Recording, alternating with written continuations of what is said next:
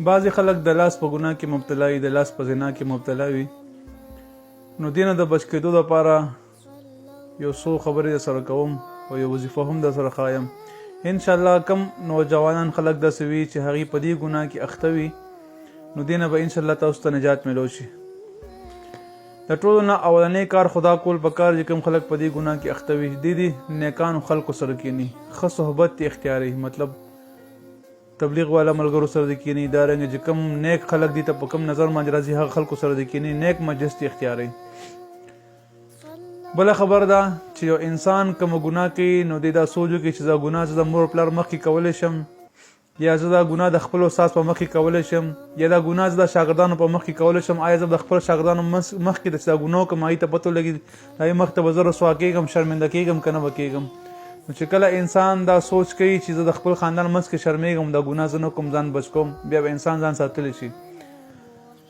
که بالفرض خپل خپلوان هم نه سره نه د خلکو مخکې هم سړی دا ګناه نه کوي، ځان له ګناه کوي، مطلب واشروم کې کوي یا بل ځای کې داسې ګناه کوي، دی په لاس ګناه کې مبتلا وي، نو دې نه ځان بچ کولو دپاره بهترین او زبردست وظیفه ورته ښایم.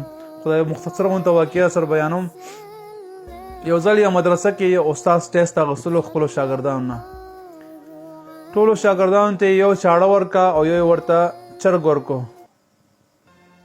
هر شاګردانو ته وی چې ټول لاړ شي دا ځای کې دا حلال کې چې کوم ځای کې هېڅوک هم نه وي.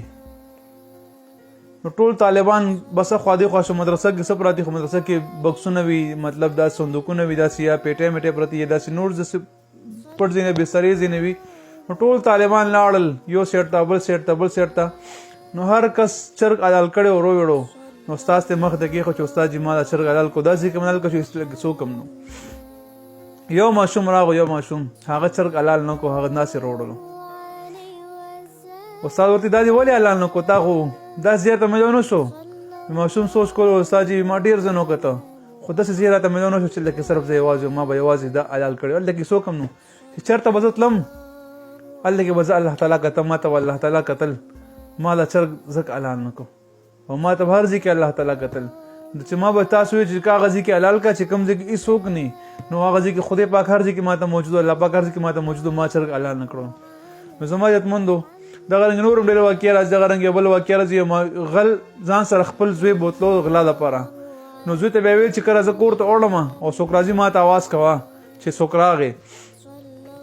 چې کله به هم د پلار په آبادۍ باندې وړدو، په کوټه باندې یا په دیوال باندې به ور وړدو، نو ماشوم پلار ته بابا جان وي ګوري هله ګوري راته، پلار به زر راګوښ وي څوک راته ګورو څه دي دا خو دې خو به وکته، نو څه به نو بیا به چې پلار په بنډېره باندې وختو هغه به وړدو دیوال نه هغه بیا به ویل چې بابا جان هله مونږ ته ګوري مونږ ته ګوري. بیا به پلار راګوښ په درېیم باره ځل داسې وکړو، نو بیا پلار زوی ته خو چې څوک ګوري خو څوک نشته، ما ته څه وایي چې څوک ګوري ګوري. وي بابا جان مونږ ته الله تعالی ګوري، مونږ خو الله ته ښکار وکړو دا کار ته کې مونږ الله ته ښکارو دا کار مه کوه.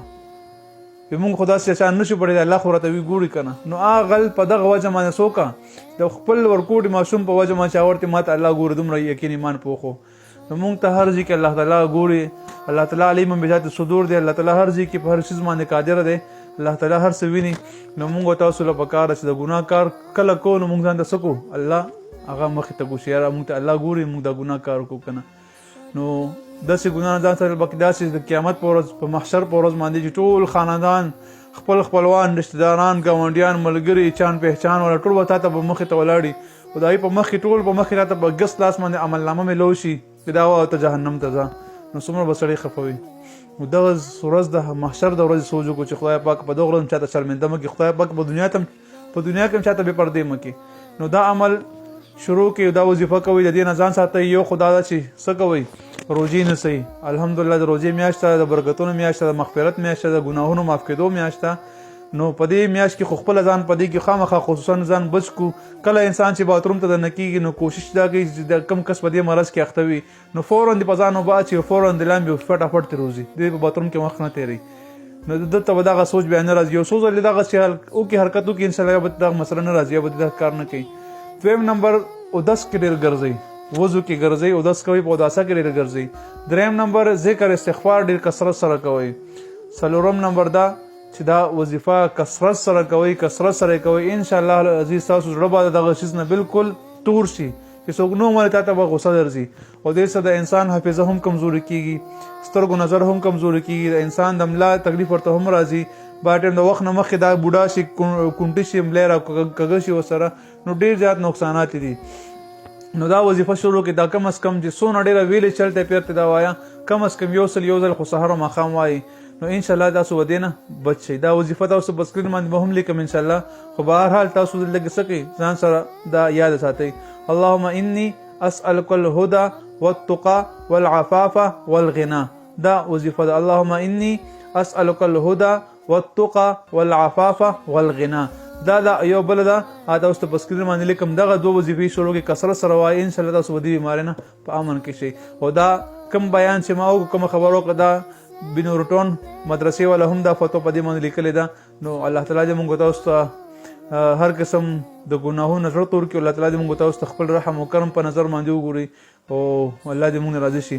بعضې ملګري هم زموږ داسې نور ویډیوګانې کتل غواړي، زموږ یوټیوب چینل کې شته مفتی فیصل 034 یوټیوب دی زموږ، د ویډیو کې اکثر موږ منشن کوو هم. نو کوم ملګري هم داسې زموږ ویډیوګانې کتل غواړي، اصلاحي ویډیوګانې هم هغې کې شته، جادو جناتو باره کې هم شته دی، محبت کې جوړولو لپاره کم داسې چې ناجایزه نفرت محبت یا ختمولو لپاره هغه ویډیوګانې کې شته. کم کسان کتل غواړي تاسو هلته کې وزټ کولی شئ. السلام علیکم ورحمة الله وبرکاته.